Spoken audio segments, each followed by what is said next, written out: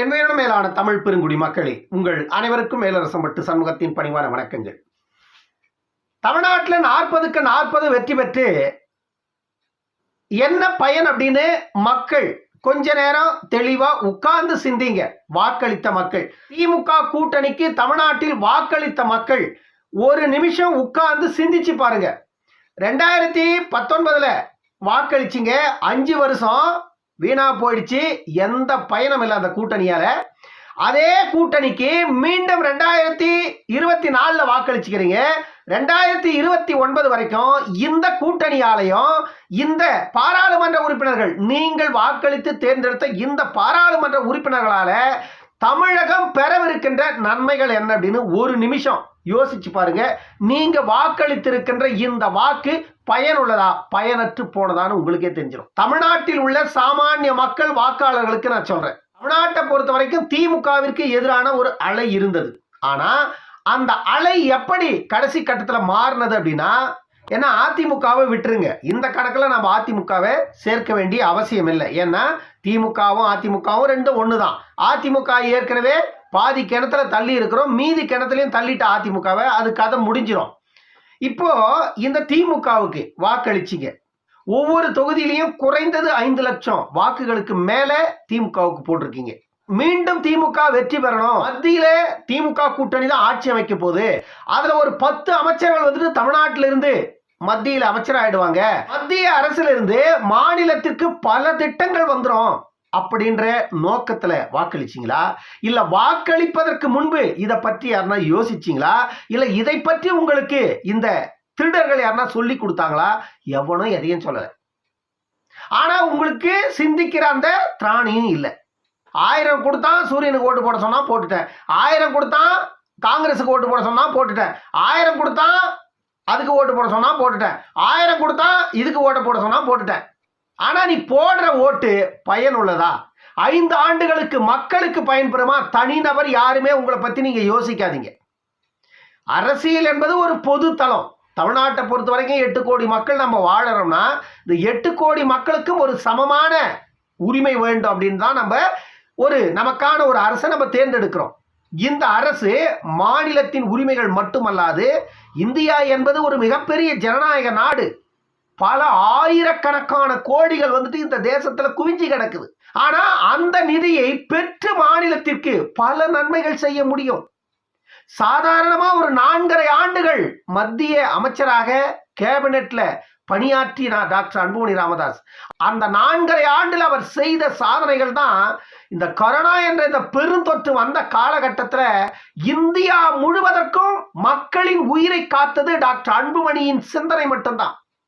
அவருடைய சிந்தனை செயலானது, அந்த செயல் தான் மக்களை காத்தது. அப்படிப்பட்ட பேராற்றல் மிக்க தலைவர்கள் எல்லாம் இன்னைக்கு தமிழ்நாட்டில் நிராகரிக்கப்பட்டு கொண்டிருக்கிறார்கள். அதற்கு காரணம் பணபலம், அதிகார பலம். திமுகவிற்கு இருக்கின்ற பணபலமும் அதிகார பலமும் தொடர்ந்து மக்களை விலைக்கு வாங்குகிறது. நான் என்னுடைய அனுபவத்தில் 98 தேர்தலில் இருந்து நான் தேர்தல் காலத்தை பார்த்துட்டு இருக்கேன். ஆனா தமிழ்நாட்டை பொறுத்த வரைக்கும் பணத்திற்கு வாக்கு கொடுக்காம தேர்தலை திமுகவும் அதிமுகவும் சந்திப்பதே இல்லை. 100 கொடுத்தாங்க, 200 ஆச்சு, 500 ஆச்சு, இன்னைக்கு 1000 காணாம போச்சு, இன்னைக்கு 2000 உள்ள வந்துச்சு.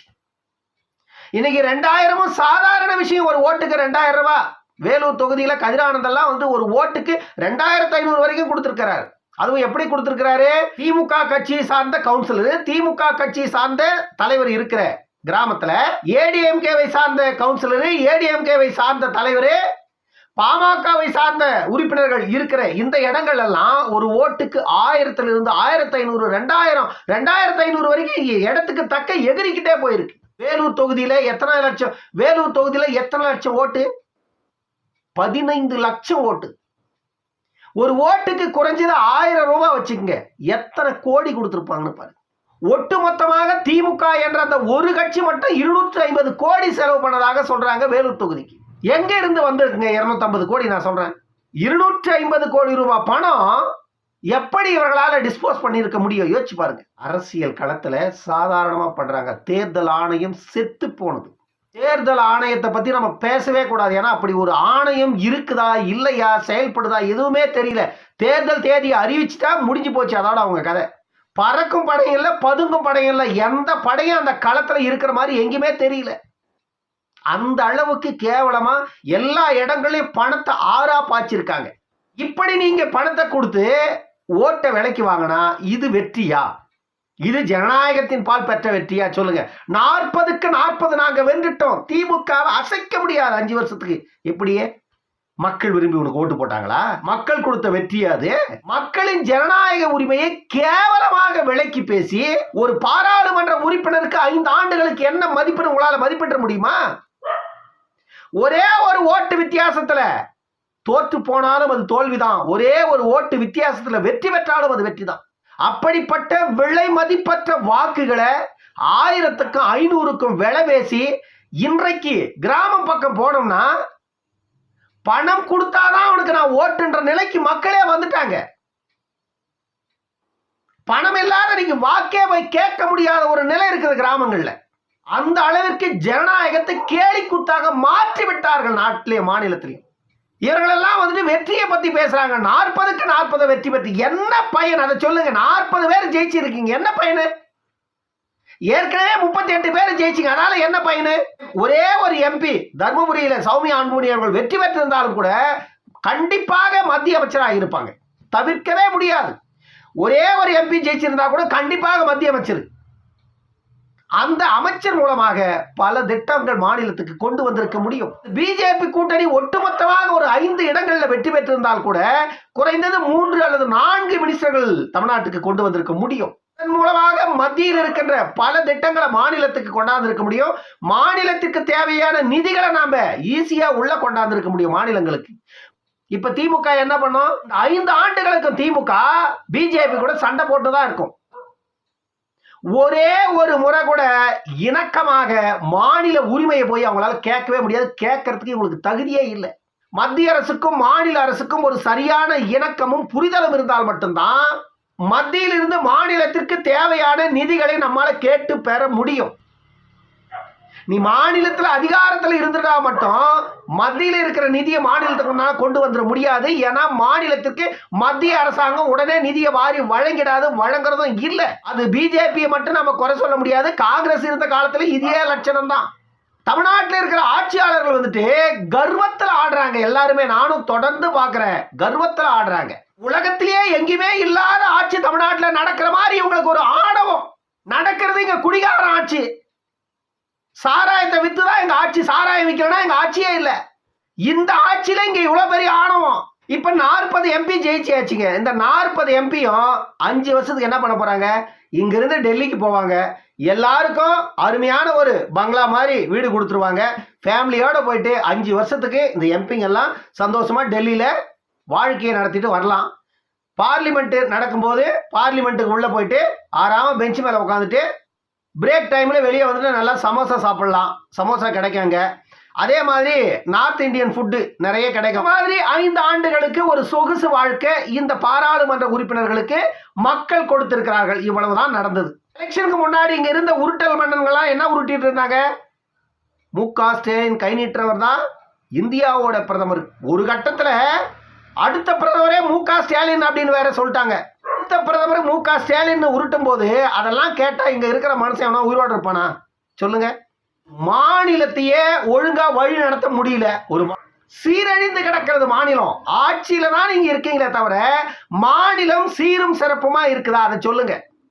3 வருஷம் ஆயிடுச்சுங்க நீங்க ஆட்சிக்கு வந்து. அதிமுக அதுக்கு முன்னாடி 10 ஆண்டுகள் ஆட்சியில இருந்து சீரழிச்சிடுச்சு மாநிலத்தை அப்படின்னு சொல்றோம்.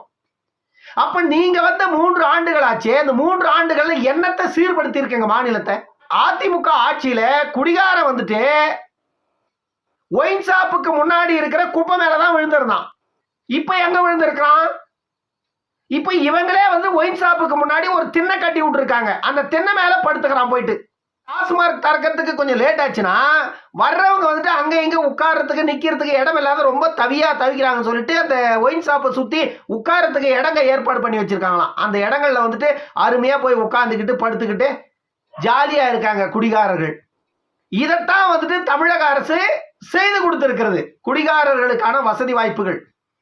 அதுவும் குடிகாரர்களை வந்துட்டு குடிகாரர்கள்னு வேற சொல்லக்கூடாதான். அது வேற, நான் குடிகாரன் பலமுறை சொல்ற வார்த்தைக்கு வார்த்தை, குடிகாரன்னு கூட சொல்லக்கூடாதான். மதுப்பிரியர்கள்னு சொல்லணும்னு அமைச்சர் சொல்லியிருக்காருங்க. மதுப்பிரியர்கள், தமிழ்நாட்டின் மதுப்பிரியர்கள். ஏன்னா அந்த மதுப்பிரியர்களால தான் தமிழ்நாடு அரசே நடக்கிறது. அவங்கள வந்து கேவலப்படுத்தி நம்மளாம் பேசிடக்கூடாது. அமைச்சர் ஏற்கனவே சொல்லியிருக்காரு. என்ன இதெல்லாம் பேசினா வெக்கங்கெட்ட செயலுங்க, வெக்கங்கெட்ட செயல். 40 MP. எனக்கு மக்கள் மேலே அவ்வளோ கோபம் வருது, மக்கள் மேலே எனக்கு அவ்வளோ கோபம் வருது. ஒரு நாள் என்பதே ஒரு யுகமாக இருக்குது. இந்த நாள் என்பதே 24 மணி நேரம். அந்த 24 மணி நேரத்தில் எத்தனையோ மாற்றங்களை இந்த மக்கள் சந்திக்கிறார்கள் ஒவ்வொரு நாளைக்கும். ஆனால் 5 ஆண்டுகள்ங்க, யோசிச்சு பாருங்க. 2014 நாடாளுமன்ற தேர்தலில் ஜெயலலிதாவுக்கு 37 MP கொடுத்தீங்க, வீணா போச்சு தமிழ்நாடு.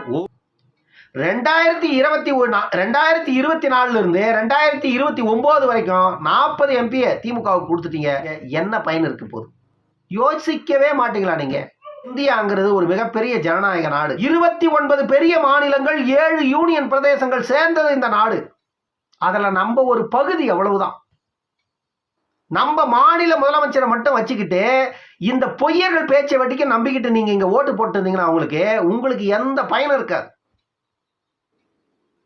காலமெல்லாம் நீங்க இப்போ உட்காந்து ரோட்ல போராட போறீங்களா? இன்னும் 1 மாசம் 2 மாசத்துல இறங்குவீங்களா? ரோட்டுக்கு வருவீங்களா?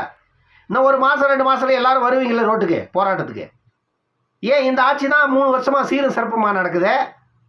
சீரும் சிறப்புமா ஆட்சி நடக்கிறதுனால தானே மக்கள்லாம் வந்துட்டு லட்சக்கணக்கான மக்கள் ஓட்டு போட்டிருக்கீங்க மு.க. ஸ்டாலினுடைய ஆட்சிக்கு.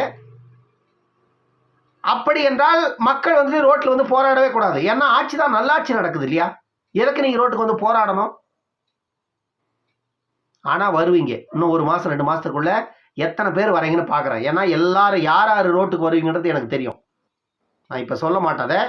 நீங்கள் ரோட்டில் வந்து உட்காந்து போராடுங்க, அப்போ பேசுகிறேன் நான். ஏன்னா முதல்ல தபால் ஓட்டு என்னாங்க. தபால் ஓட்டு என்னும் பொழுது தருமபுரி தொகுதி ஒரு தொகுதியை தவிர மீதமுள்ள 38 தொகுதியில் தமிழ்நாட்டில் தபால் ஓட்டிலே முன்னிலைக்கு போயிடுச்சு திமுக. அப்படின்னா எல்லா அரசு ஊழியர்களும் திமுக ஓட்டு போட்டிருக்கீங்களா இல்லையா? எல்லா அரசு ஊழியர்களும் திமுக தான் ஓட்டு போட்டிருக்கீங்க. அப்புறம் திமுக உங்களுக்கு இதை செய்யல, அதை செய்யல, இதை செய்யல, அதை செய்யல, அப்புறம் நீங்களே வந்து உட்காந்து ரோட்டில் போராடினாங்க. என்ன நடிக்கிறீங்களா? மக்களுக்காக போராடுற அரசியல்வாதிகள் எல்லாம் கேன பயிலுங்களா? திமுக கொடுக்குற 1500க்கும் அன்னைக்கு ஓட்டை போட்டுருவீங்க. ஆனால் அடுத்த நாளே அது கதை முடிச்சு போயிடும். உயிரினத்தை பொறுத்த வரைக்கும் ஒவ்வொரு நாளைக்கும் பசிக்கும். அதுவும் மனுஷனை பற்றி சொல்லவே வேண்டாம். அவன் கொடுத்த 1000 1500 அன்னைக்கே முடிஞ்சு போயிடும். ஆனா அடுத்த நாள் பசி வரும் பொழுது நீ நாள் தவறாம உழைக்கணும். உழைப்புக்கான ஊதியம் உனக்கு வரணும். அந்த ஊதியம் உனக்கு வரலாம், என்ன பண்ணுவ? நீ வீதிக்கு வந்து உட்காருவ. அந்த வீதிக்கு நீ வந்து உட்காராத இருக்கணும்னா தமிழ்நாட்டில் செய்ய வேண்டியது இந்த ஆட்சிகளை அகற்ற வேண்டியது. தமிழ்நாட்டு மக்கள் செய்ய வேண்டியது இந்த ஆட்சிகளை அகற்ற வேண்டியது. இந்த ஆட்சிகளை அகற்றிவிட்டு மக்களுக்கான ஆட்சியை நீங்க ஏற்படுத்தினீங்கன்னா தமிழ்நாட்டில் நல்லாட்சி நடக்கும். மக்கள் ரோட்ல உட்கார்ந்து போராடுற காலமும் மாறும்.